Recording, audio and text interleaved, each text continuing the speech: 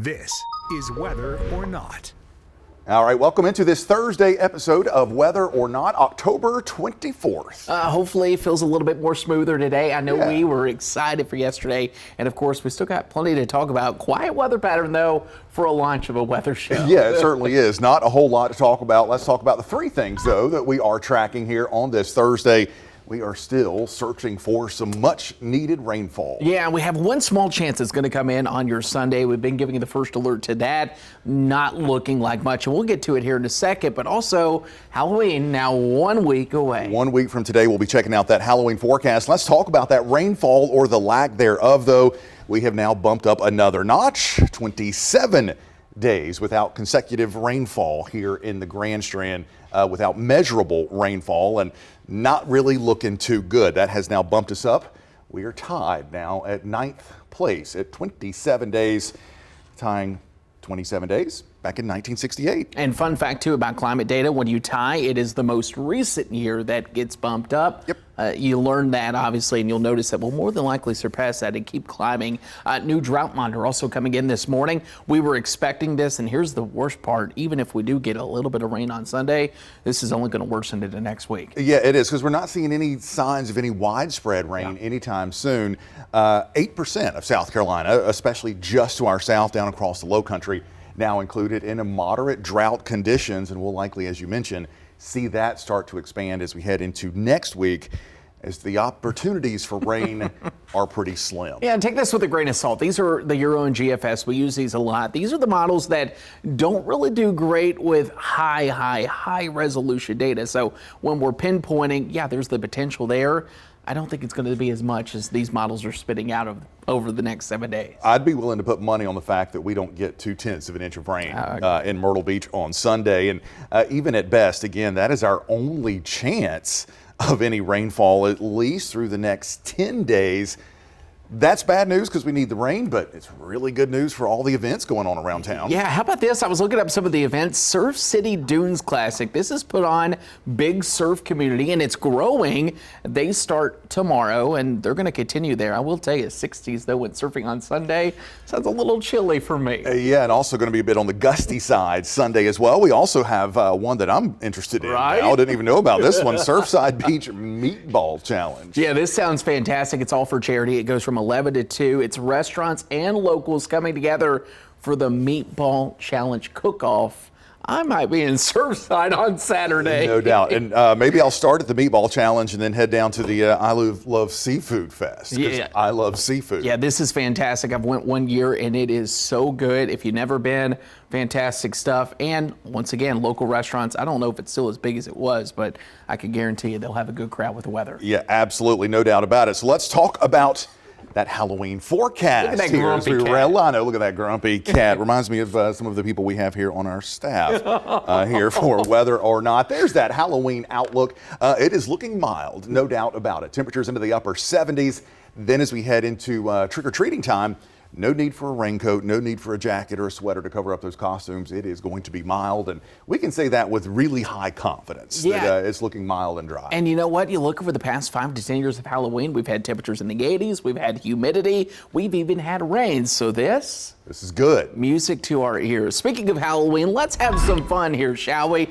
Meteorologist Jenna Greenhill breaking down some of the spooky elements of weather, and we're going to continue to do this on Whether or Not all the way up to Halloween. Here's your first installment of Jenna's Spooky Weather Countdown.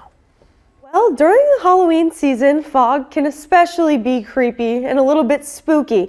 Some radiation, advection, sea fog, all different types of fog. When warm air gets lifted from the surface, it cools, condenses, forms fog. When the sun comes up, it likely burns off all of that fog. You may notice also increase in moisture as warm air from the ocean blows on shore, cools down, condenses, can also form fog. Now, not all fog can be creepy, especially during the summertime, the spring, but during Halloween can definitely be a spooky weather phenomenon. For Whether or Not, I'm meteorologist Jenna Greenhill. Love that. A good early foggy morning or a foggy night. The street lights kind of casting the shadows. spooky for sure. I'll have to find the photo for next week, but there was one 2 years ago. Yeah. We had a little bit of fog at night on trick-or-treating. Yes. And there was a Michael Myers in my neighborhood, and it's probably my favorite photo I've ever taken on Halloween. Certainly a spooky weather phenomenon. Yeah, it is, and we'll have much more on Jenna's spooky weather countdown coming up. Let's talk about, though, after Helene, as of course recovery continues there in western North Carolina, and we continue to see some little bits of good news coming out. That latest bit, a 20-mile section now of the Blue Ridge Parkway is now open near Boone and Blowing Rock. Now, Helene caused just incredible damage across the entire 175-mile stretch of that beautiful and iconic road in the North Carolina mountains. 36 landslides, tens of thousands of trees blown down. And so it's going to take a long time to get things back open. But the good news about this stretch that opened earlier this week, it's only 20 miles, but within that 20 miles are some of the most beautiful views of the Blue Ridge Parkway. That's where you have the Lynn Cove Viaduct, which if you've never been up there, the parkway basically literally hangs onto the side of the mountain.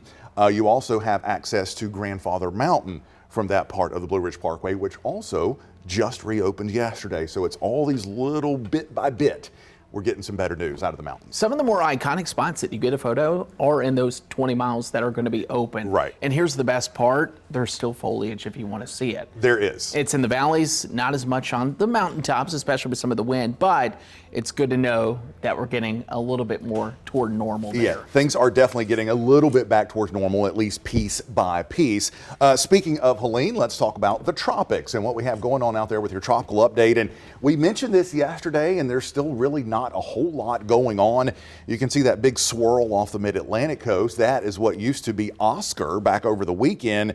Now we continue to focus our way down towards the Caribbean as we continue to see the pattern overall kind of ripe for something to get going. And the pattern too pretty consistent between the model data that we're going to have something probably late October, I would even say early November, starting to show some signs. No chance of development right now in the tropics, but I think that changes as we get closer to that new month. Yeah, and let's see, you may start seeing some stuff on social media. Yeah. We've talked about some of those folks on TikTok. And I on saw some X. yesterday. You may see some wild stuff coming out about what may happen out of the tropics if we get Patty, which is the next name to develop. Remember, stick with the experts. Yeah, that's good. That's good advice. What do we say we go coast to coast? Probably my favorite segment that we did yesterday. It's so fantastic. Let's start here in the southeast, right? Once again, Jamie said it best, high pressure has been dominating our area. There's two series of cold fronts that are going to be moving through, but you'll notice for tomorrow, yeah, nothing to worry about. In fact, I would say tomorrow, the pick of the week, if you want sunshine and a resemblance of some fall, 75 degrees in Myrtle Beach, 77 in Charlotte. You'll notice, though, still plenty of warmth down there in Florida. And as we take you off to the northeast, again, the quiet weather continues. Hard pressed to find much weather anywhere across the U.S. this week, including for tomorrow. We'll see some clouds and showers there for western New York into western PA.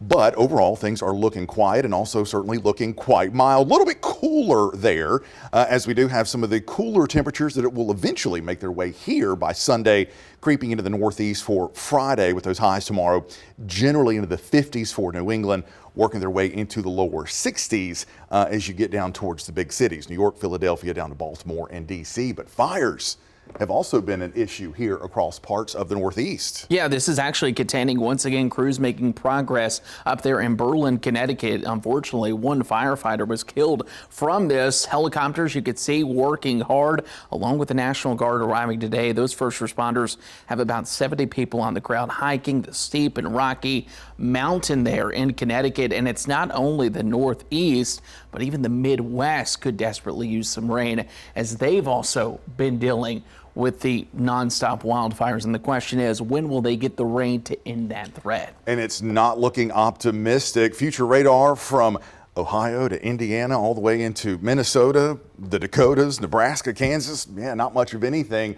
A couple of clouds, maybe a stray shower from St. Louis to Indianapolis up to Toledo and Cleveland heading into the day tomorrow, but no real significant rain. And you can see that surge of warmth working its way up into the Ohio Valley, 70s, even some 80s showing up. And then there's some more of those cooler temperatures working their way into International Falls, Bismarck, Minneapolis, seeing those temperatures into the 50s heading into Friday. Let's talk about your hometown, Oh, your I home love state, though. it. Yeah, you love this. Yeah, I'm so excited. Johnny, one of my good friends back in Kentucky, is sending us the early views of some of the fall foliage. This is near Lake Cumberland, also working near Pineville, right along the southeastern portion of Kentucky. That is Needle Point there on Lake Cumberland. Beautiful views. Here's the key that they're worried about, though. Peak fall foliage expected to be in the next week and a half, but also not much rain in the forecast and wind. Can that actually ruin the foliage forecast? That's a big story up there in Kentucky and across the Midwest. But right now, starting to look how you love it, especially if you're a leaf peeper this time of year. Yeah, it is absolutely beautiful up there. Let's take you into the Southwest now, where, again, not a lot going on. It is clear from Arizona, New Mexico, into most of Texas. Could get a shower or two down there across coastal Texas from Corpus Christi up into Houston. Otherwise, into Oklahoma and Louisiana, it is dry and it is also warm. How about some 90s showing up? It's tough when you start talking about 90s and it's still at the end of October. But Houston, San Antonio, Del Rio, Laredo, Texas, they're all doing it, including Shreveport, Louisiana, going to be hitting that 90-degree mark heading into Friday. Yeah, they're just built different, dealing with 90s as we approach Halloween. Let's take you to the West Coast. We're actually looking at a little bit more active weather coming in. You'll notice the next low pressure system going to be arriving Friday night, working into Saturday. That's going to bring rain into the weekend across portions of Washington and Oregon. Temperature-wise, though, for your Friday, not bad. You'll notice some cooler weather, but when we say cooler, this is perfect for them. They'll take 50s and 60s in Portland this time of year. You'll notice 73 down in San Francisco, and then, of course, still some 90s as you work all the way down into Palm Springs. But how about Casper, Wyoming? A balmy 62 for this time of year. Yeah, that's not bad at all. But even when it's in the 50s and 60s in the big cities here on the map, that usually means it's in the 20s and 30s. Yes. Up there in the mountains, and they are looking forward to another round of some high elevation snow as we head into the weekend. One of my favorite segments, the National Weather Extremes, and this is a double play. Yeah, how about this? The same spots as yesterday. We have the Rio Grande Village in Texas. Also, Bynum, Montana. I had fun facts for them. We really don't need them. However, I'll add one more to Rio Grande Village. That's located in Big Bend National Park. Yep. We're national park enthusiasts here, and certainly is a fantastic one. So hopefully, 2 new cities coming to you tomorrow. All right, let's take you to one of my other favorite segments here on Weather or Not, and this is where you come into play. It is our See It, Snap It, Send It segment. Let's take you to what Rhonda sent us. So how about this beautiful view in Cherry Grove? You'll notice that sunrise that I love when you can get the sun coming up right there through the pier. That is the perfect shot, iconic shot. You see a lot of art, local artists trying to replicate stuff like that. Great shot there from Rhonda coming in. It is absolutely beautiful. We are blessed with those wonderful sunrises here on the East Coast as the sun rises in the east. Let's take you to our next picture. This one coming in from Mark Moore. We love Mark. Mark, and I always love to think about this when I post his pictures, gets a lot of sunrise pictures from Sunset Beach. Yeah, I know. Ironic, right? Once again, beautiful there. And also just a big shout out to people like Mark, who not only send us photos, but do it daily. Daily. Mark, yeah. We appreciate you and thank you for sending that. All right, let's wrap this up with something a little different. Yeah. Let's do our own See It, Snap It, Send It. Myrtle Beach Jeep Jam Week. Yeah, we begin with that sunrise cruise. And there they go. One of the highlights of Jeep Jam weekend is that morning drive on the beach. And you can see them. There they go. This was the time lapse captured from our Tin Roof Skycam earlier this morning. And if I'm not mistaken, they're going to be doing these sunrise drives every single day through the weekend, right? Every single day they line up 6 o'clock. There were people there at 6, and that sunrise drive begins at 7. You can actually go out there and view the Jeeps on the beach. Typically on Friday and Saturday, we'll start to get some sunrise photos from that event too, which is a great reminder. If you want to send us a photo and see it here on Weather or Not, we would love to showcase it. All you have to do is scan this QR code. That will take you to the link to download the WNBF First Alert Weather app. And if you scroll to the very bottom, you'll find the tab there to submit your photos. And those photos could just end up right here as we kickstart your weekend tomorrow on a brand new episode of Weather or Not. Yeah, and tomorrow we are going to continue with Jenny's, Jenna's Jenny from the block. Yeah, Jenna's spooky weather countdown. We'll take some more deep dives into our next potential rainfall and a whole lot more. Yeah, I can't wait for next week too. We have a big week planned for Halloween. We do. We're going to have some fun with that. So we will see you tomorrow back here on Weather or Not.